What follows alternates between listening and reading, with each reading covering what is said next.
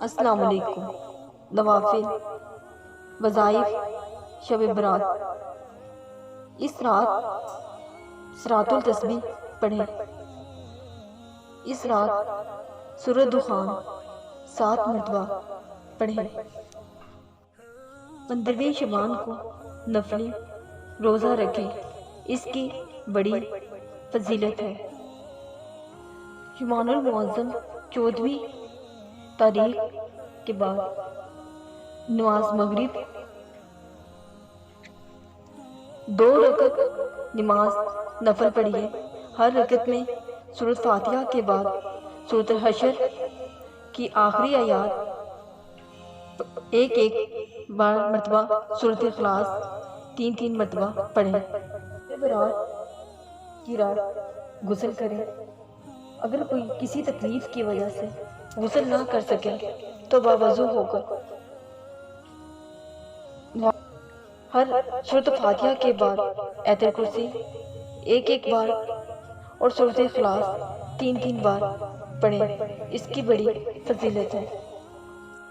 14 رکعت نماز 2 کر کے پڑھیے۔ ہر رکعت میں سورۃ فاتحہ کے بعد سورۃ کافرون 1، سورۃ اخلاص 1 بار، سورۃ فلق 1 بار، سورۃ ناس 1 بار پڑھیے۔ اسلام کے بعد آیت الکرسی اور سورۃ توبہ کی آیات لقد جاءکم رسول عظیم تک 1 بار پڑھیے۔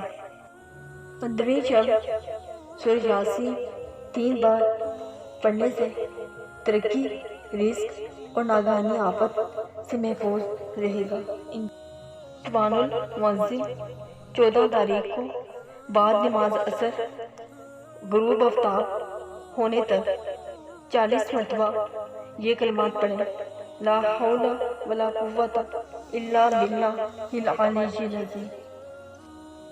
8 رکعت نماز نفل 2 کرتے پڑھیں۔ ہر رکعت میں سورۃ فاتحہ کے بعد سورۃ اخلاص 10 بار پڑھیے۔ شعبان کی 15ویں شب 2 رکعت نماز پڑھیے۔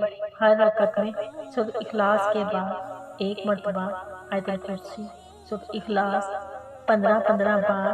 اسلام کے بعد درود شریف 100 مرتبہ پڑھیے اور ترقی، رزق کی دعا کریں۔